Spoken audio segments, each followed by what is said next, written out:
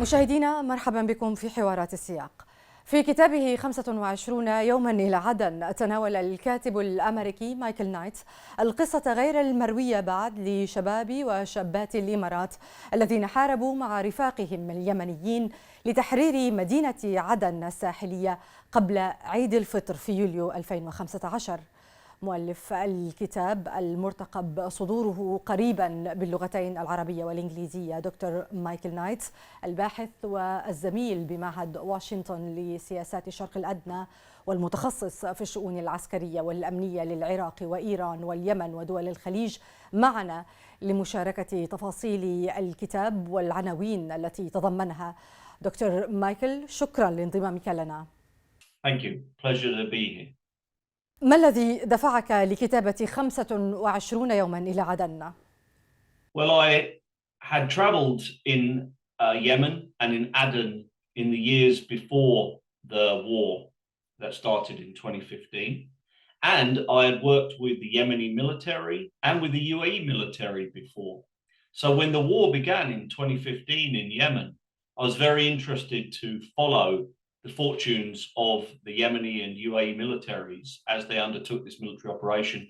And I love Aden as a city, and I love the people of Aden. So I wanted them to succeed pushing back the Houthis.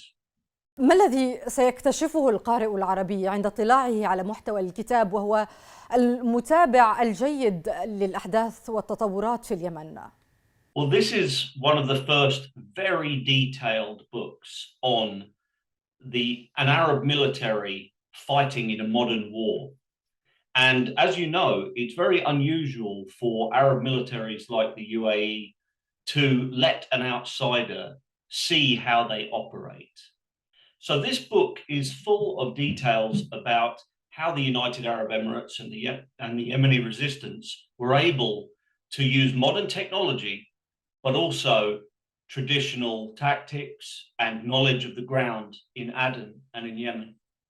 دعنا نعود باختصار للتاريخ القريب لنذكر بالأحداث وسياقاتها، تحديدا معركة تحرير عدن الأولى، ولماذا مثلت المعارك. When the Houthis took over Sana'a in late 2014 and then attacked the new Yemeni government center in Aden in March of 2015, the Houthis were going for the kill. If they had been able to successfully take over Aden, they would have taken over Yemen's second largest city. They would have placed themselves on the Gulf of Oman and the Bab el-Mandeb Strait, and they would have won the war. Because Aden was successfully defended and the south was cleared of Houthi forces afterwards, it allowed the Yemeni government to survive and stick in the war for the remaining years. This is why there is still a Republic of Yemen today, because the Battle of Aden was successful in defending the southern city. استخدمت في الكتاب توصيف قتالي شبح، هل لك أن تشرح سبب التسمية وما عانته أثناء الحرب؟ I remember being with one special forces officer in Yemen during the war, and he explained that this war was about fighting a ghost from the mountains on the edge of the world's most important seaway, meaning the Red Sea and the Suez Canal, for instance. And they mentioned a ghost in the mountains because to them, that's what the Houthi fighters were like. They were all from the north of Yemen, from the mountains, and they're tribesmen. And they were a strange and frightening adversary. But in the end, the UAE and Yemeni forces did defeat them on the battlefield at Aden and drove them for 100 kilometers in every direction away from Aden and back towards the north of the country. في وقتها فقط القوات الإماراتية هي التي كانت منخرطة في المعركة؟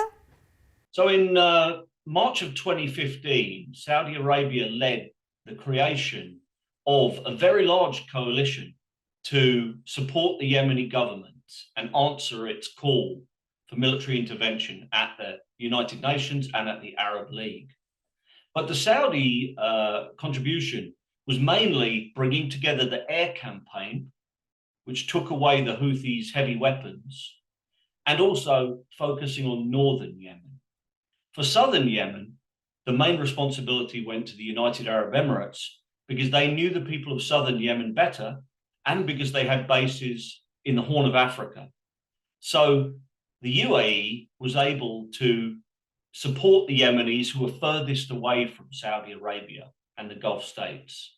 And the UAE had very good experience of operating at long distances because they had sustained task forces in Afghanistan for nearly 10 years. المؤرخ العسكري تتنازعه مسؤوليات كبيرة. هل كانت عملية الكتابة صعبة؟ تحدثت عن الدقة وتوثيق الأحداث وما سميته بالهدية للأجيال القادمة. So we owe it to the future generations of Yemenis and Emiratis and others to understand what really happened in Yemen. If we are going to avoid the wars, we have to understand how they begin and how to stop them. And we need to recognize the bravery of the UAE and the Yemeni forces in the Battle of Aden. They should be remembered in history. But, history is not just about telling a nice story where everything is happy and everything worked perfectly. History also has to capture some of the moments when things didn't go perfectly and when the lessons were learned and when sad things happened. And that is something of a new experience for Arab military history. The tendency is to want to show everything as perfect and every person as perfect. But, the reality is more complicated. So as a historian, you have to show respect to the people who took part in the battle, but you also have to show respect to history and capture it with 100% accuracy. مسألة الخسائر البشرية والمادية مرافقة لكل الحروب. كيف وثقت ذلك في كتابك؟ Well, the book is dedicated to the 5 Emirati soldiers who died in the Battle of Aden. And you'll see their names right at the beginning of the book. And the book talks a lot about the incidents where these soldiers were martyred. Ultimately, the UAE took these 5 casualties in the course of fighting a very intense battle and a very successful battle that then liberated the whole of southern Yemen. So, it looks at how these losses are inevitable in war. They always happen. That is the cost of taking part in an intervention. And the Emirates were very good at accepting that. The leadership of the Emirates, particularly Mohammed bin Zayed, were very quick to visit the family members of the deceased soldiers. And those family members expressed strong support for the military and for the nation. So the leadership and the families and the soldiers worked very closely together during this war. And, ultimately more Emiratis died in later battles. And of course, many thousands of Yemenis have died during this war, but they kept going. And even today, they're holding back the Houthis from invading the rest of Yemen. التاريخ الميداني، أن تكتب عن حرب مستعرة وتنزل إلى الأرض لتوثيق التفاصيل، ما الصعوبات التي واجهتها؟ Well, to me, it's not a hardship because I really enjoy visiting troops at the front lines, and I love going to Yemen. So for me, I loved my visits to the coalition forces in Yemen, whether that was with the Saudi forces or with the Emirati forces or the Yemeni forces. It's really good to live with the soldiers close to the front lines and watch them as they operate on a daily basis. That makes you close to the troops. It helps you to understand what they're telling you when you're researching military history. And it allows you to see the ground, to see the equipment, and to see the difficulties. The Emirati troops, when they first went to Aden, were living in very basic conditions because there was nothing ready for them. There was no food, there were no shelter. They had to keep a very low profile. They coped with it very well. And in the book, you'll see many pictures of the Emirati troops cooking, sharing fun together, but also sleeping on the floor, living in abandoned buildings so that they could observe the Houthis without being spotted. It was a very dangerous situation for Emirati troops to be in.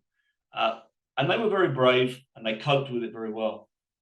وصفت معركة عدن بأنها قصة الشراكة بين اليمنيين والإماراتيين وأن إنجازها الأعظم هو التحرير، لكن ما الذي استفادته القوات الإماراتية كذلك من هذه الحرب؟ Well, the UAE will learn more in 1 year of real war than it will in 20 years of training. And that's very much the message that comes from all of the commanders and troops who I spoke to about the Battle of Aden. They said that before they went to Aden, they had done very realistic training, or they had operated in places like Afghanistan alongside NATO armies. But the time that they spent in Yemen taught them more about real warfare than any amount of training or other kinds of exercises. So the Emiratis learned that they could deploy a force independently of the Americans, that they could go to a place 1,000 kilometers away and they could sustain a large Emirati force on the ground and they could win battles against a tough enemy, all without US support. This is the first time that the Emirates has deployed in this way and fought a whole combat campaign without American support. And that is a very good learning experience for the Emiratis, because they know as the US turns towards China, towards Ukraine, that sometimes regional states have to sort out their own problems on their own. Well, the UAE did that in Aden. 25 يوما إلى عدن أتاح لكم لقاء الجنود الإماراتيين عن كثب، كيف تقيم تجربتهم؟ هم الذين كانوا على جبهة القتال في أول اختبار لهم. It's very interesting talking to UAE troops about their experience of the war. The first thing I noticed is that they had not really spoken to anybody about the war since they had been there. They don't really speak to their families and they don't really speak to their friends, and they don't get together again as old groups of soldiers who had worked together during the war. And that meant that they had bottled up their feelings and their thoughts about the war for a long time. As I know from working with American, British troops who've worked in Iraq or Afghanistan or other places, you have to talk about what happened to you in a war. It helps you to process the feelings and understand them. So I think it's very healthy for people to talk more about their experiences in the war, even though that's not the habit of Arab soldiers or of Emiratis. But I think it's good that they're starting to talk about that. I think for me, the most important moments that I captured from the Emirati soldiers are the things that will never make it into a television interview, or the things that they would never tell somebody on their own, in their own media, which is the moments when they were scared, when they were uncertain, but when they pushed through and they overcame the challenges. I think sometimes in Arab media, there's a sense that heroes have to be perfect, that they were never scared, that they were never dirty, that they never made a mistake. But the reality is, you can do all of those things and still be a great soldier and still win. And that's very much what came through in the story of Aden. بعد نتائج عدن، هل تعتقد أن الحسم في اليمن عسكري؟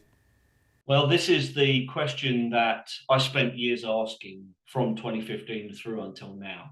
Is a military solution possible in the war in Yemen? And how much should a military operations be part of the solution, even if they're not the whole solution.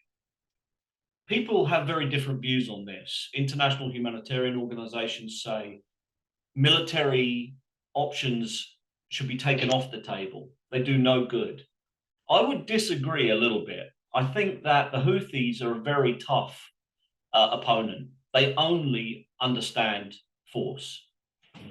I believe that if the Gulf Coalition and the Yemenis had been able to take Hodeidah and Salif, the Red Sea ports, they could have cut the Houthis off from Iranian support, and they would have been in a better position to force peace talks.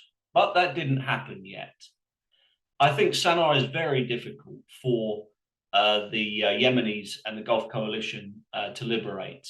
I remember one time I was just 25 kilometers away from Sana'a when the Gulf Coalition forces were pushing forward.